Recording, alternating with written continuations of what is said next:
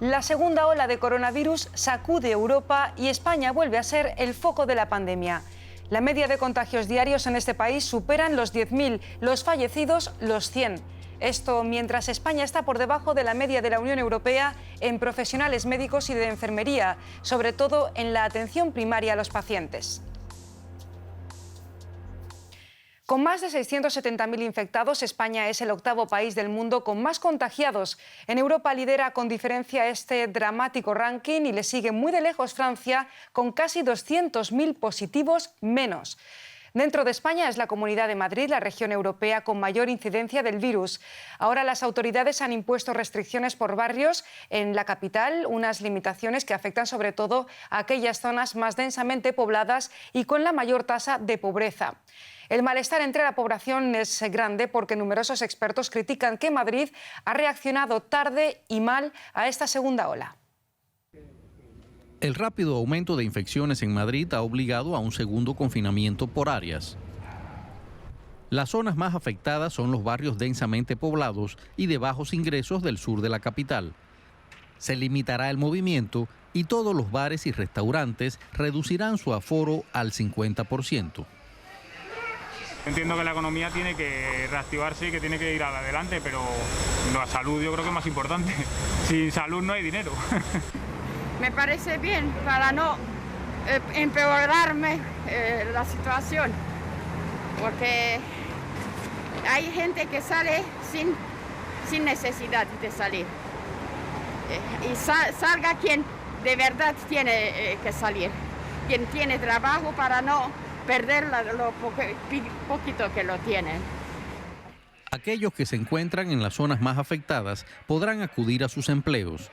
Durante la primera ola de la pandemia, la movilidad estuvo limitada a los trabajadores esenciales. Hay que evitar a toda costa el estado de alarma y sobre todo hay que evitar el confinamiento, hay que evitar el desastre económico. El confinamiento y el estado de alarma es el desastre económico y tenemos que evitarlo por todos los medios. Funcionarios sanitarios aseguran que el sistema de salud de Madrid está bajo una creciente presión. Los hospitales libran una batalla por ofrecer su servicio, contando con trabajadores y recursos limitados. Lo que ocurre en Madrid se repite en otros puntos del planeta y es que en los barrios más hacinados y con más bajos recursos, donde el coronavirus se expande con facilidad. Allí donde no puede mantenerse la distancia física, donde no puede ejercerse el teletrabajo o donde la gente tiene que exponer su salud para ir a trabajar, es allí donde explotan los contagios. Y es lo que ha ocurrido también en Madrid y por eso los residentes de estos barrios han salido a las calles a protestar contra las restricciones. Denuncian que se les confinan por ser pobres y aseguran sentirse estigmatizados.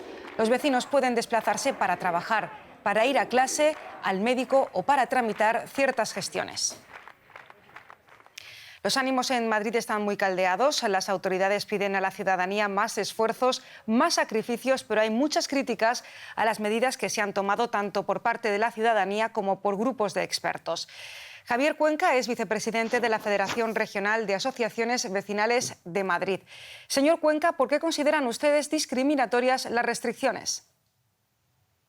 Hola, buenas tardes, Cristina. Bueno, pues por varios motivos, ¿no? Las restricciones se nos limitan principalmente en la franja en la que comprende nuestro tiempo libre, ¿no? No se nos impide ir a trabajar, pero sí que nos aconsejan que cuando dejemos de trabajar evitemos en la medida de lo posible salir a la calle. Entonces, lógicamente, creemos que nos piensan en nosotros solamente como mano de obra, no como ciudadanía de pleno derecho. Ustedes también critican que las medidas no son eficaces. ¿Por qué?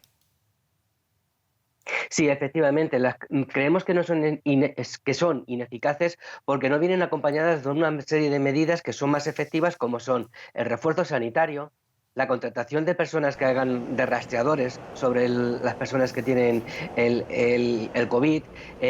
Creemos que se deben de realizar más test a la población, pero no solamente en nuestra zona, sino en todo Madrid. Piensa que Madrid es una ciudad cosmopolita y que la gente se mueve de un sitio para otro. Señalar o estigmatizar a unas zonas de Madrid en detrimento de las otras no lo vemos lógico. Creemos que todas estas medidas, si van acompañadas de refuerzo de sanitarios, de apertura de los centros de salud que llevan cerrados prácticamente desde marzo, atendiendo a la población solamente por teléfono, pues quizás tuvieran algún sentido. pero limitarnos los movimientos y más creemos que no es eficaz. La presidenta de la Comunidad de Madrid, Isabel Díaz Ayuso, ha rechazado el estado de alarma y el confinamiento por considerar que sería un desastre para la economía de la región. ¿Piensan ustedes que se está anteponiendo la economía a la salud de los ciudadanos? Así es, y no nos parece nada lógico. Lo primero es la salud, lo primero somos las personas. Se deben de dotar de más medios a nuestros barrios. Como te estaba comentando, la carencia de médicos en la atención primaria es lo que nos está mermando la salud. El que los negocios sigan abiertos, vamos a ver, nosotros somos quienes mantenemos los negocios abiertos. Si nosotros carecemos de salud, esos negocios deben de cerrar. Los barrios afectados son algunos de los más humildes de Madrid y no todas las personas tienen un contrato para certificar que están trabajando. ¿Significa esto que vuelven a quedarse sin ingresos, como ocurrió en primavera?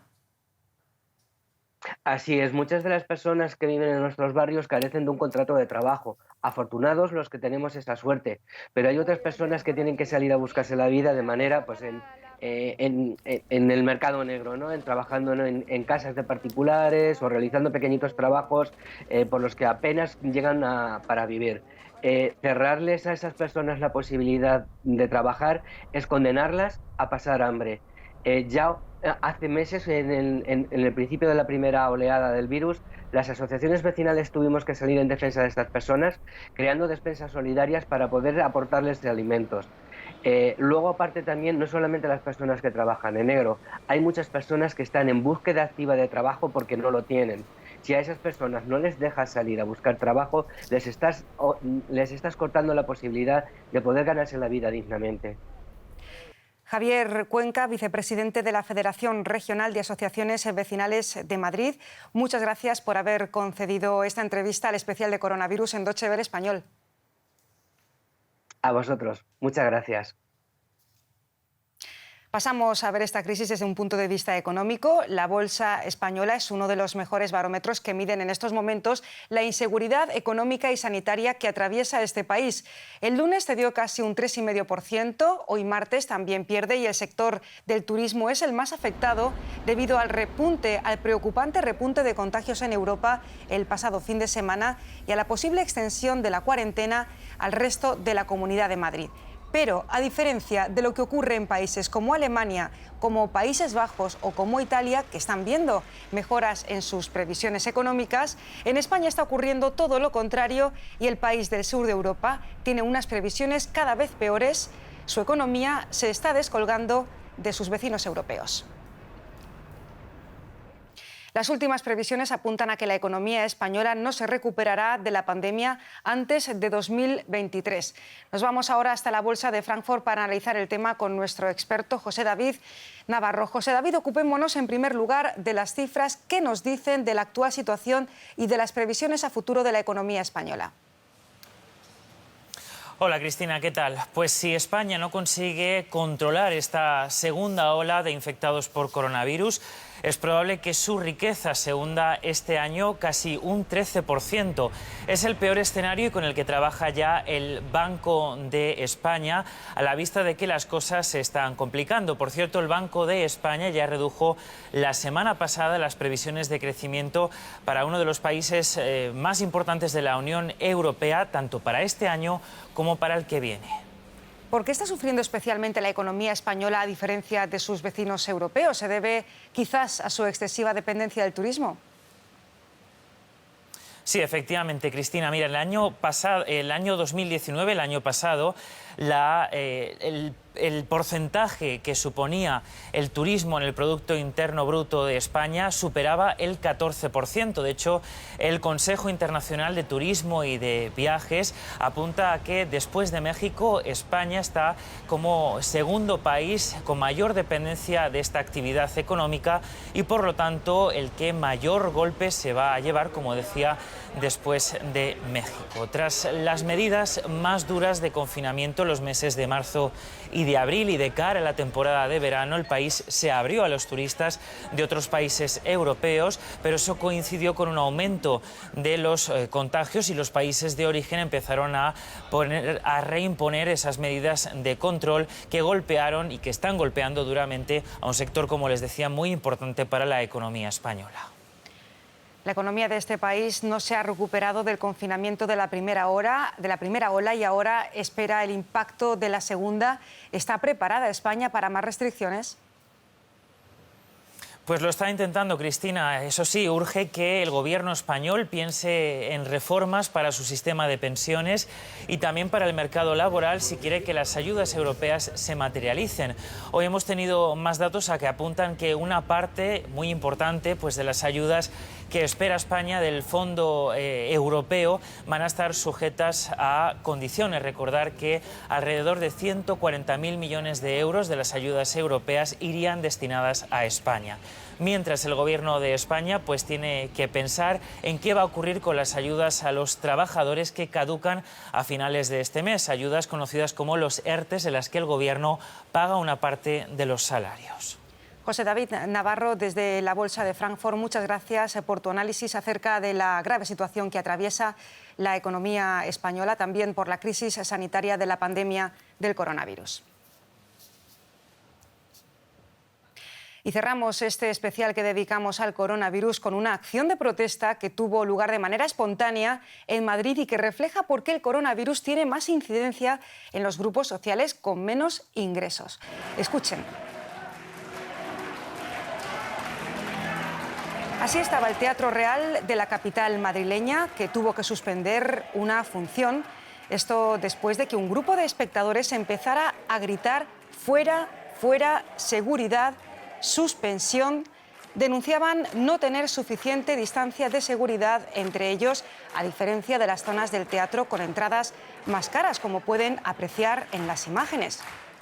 Unas imágenes publicadas en las redes sociales que confirman lo que afirmaban estos espectadores, que entre ellos no tenían la suficiente distancia de seguridad.